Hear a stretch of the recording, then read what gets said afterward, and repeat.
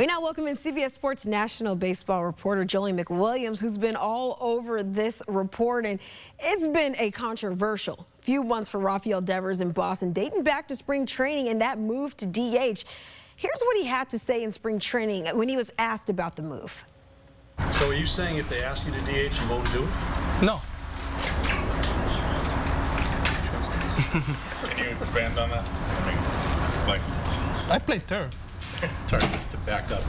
What if they insist you have to DH? No. Even if they insist? No. What about first base? No. Like I've been saying, it's my position, and I'm not just going to change on a whim like that. Julian, no means no, but I want you to tell us why this shocking deal came together.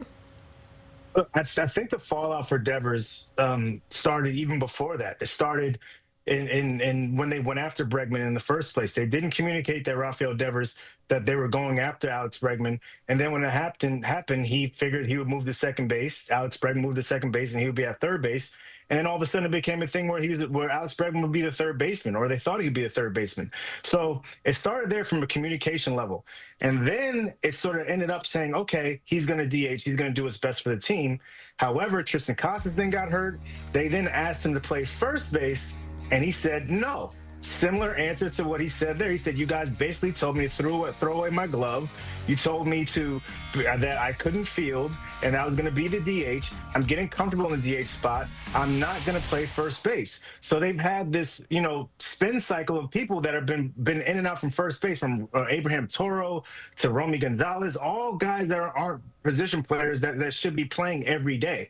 However, the Red Sox have been put in a bad spot where they don't have a then Alex Bregman's on the IL. Now they didn't have a third baseman. So it's been a really, really crazy scene of events. This, for me, is crazier than the Mookie Betts trade, because the Mookie Betts trade, you knew it was going down. You knew it was going to happen. The ownership made it clear they did not want to pay Mookie Betts. When the Red Sox gave Devers that deal, they were like, they're giving him the keys to the future. However, it didn't end up that way, and it always keeps it interesting in Boston. Okay, you brought up that Mookie Betts trade because that's now them trading two homegrown superstars. Now, Boston has plenty of young talent on the way, but how can you explain this in a positive way to Red Sox fans? Because you spent time out there in Boston. Yeah, I'll say this. I think the Rafael Devers situation, he called out the GM, right? He said, I know this GM played before, or something to the effect of, I'm shocked that it just seems like he's so analytical and doesn't necessarily know what he's doing.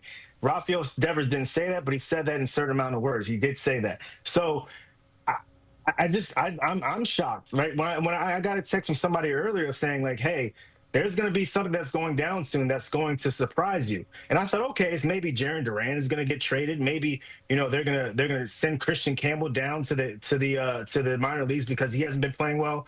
But when it came across my phone that said that Devers to the Giants, I was like, whoa, this doesn't make sense. And then you compound that with the Mookie Betts trade. Keep in mind, they didn't even re-sign Xander Bogaerts. The whole reason why Rafael Devers got all that money was because they didn't re-sign Mookie Betts. The ownership saw that as a mistake.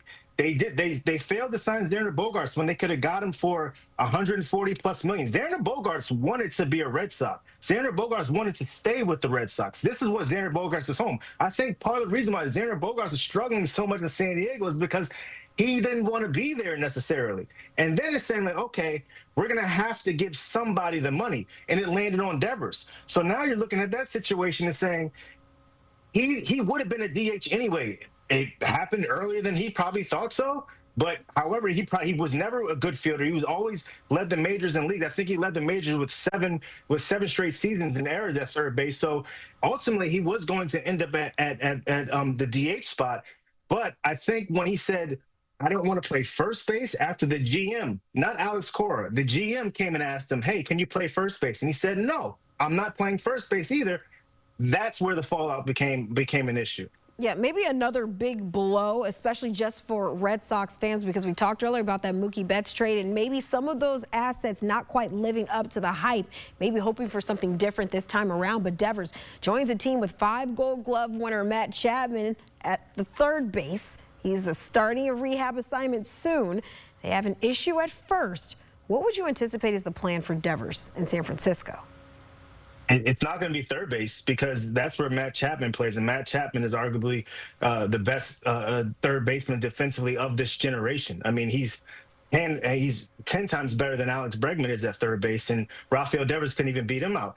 I will be interested to see, though, if he would entertain a move to first base over the long haul. I know that the San Francisco Giants have an issue at third base. I think at first base they signed Dom Smith to a deal, but he's sort of not a guy that you can depend on every day to be out there. He's a solid player, but not a player that you can sort of depend on as a franchise player, as a franchise pillar. Devers is only 28 years old.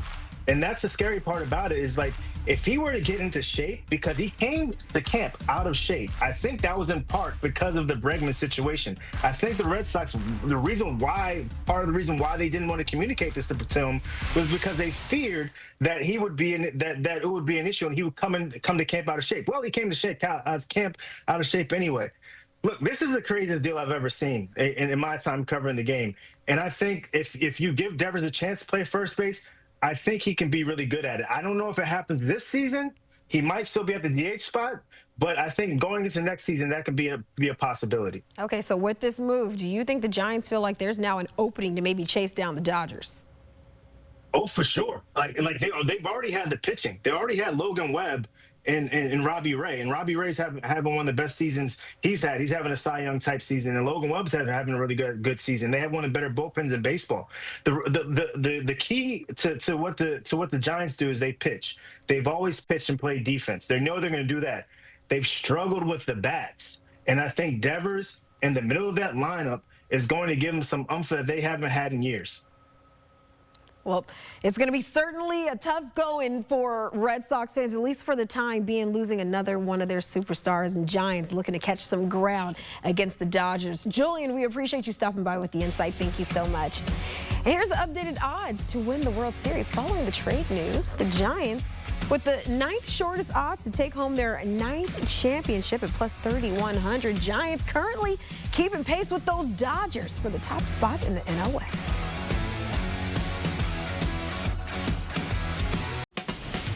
You need your sports news all the time. We've got breaking news to bring to you. CBS Sports HQ gives you a snapshot of all the sports that matter to you.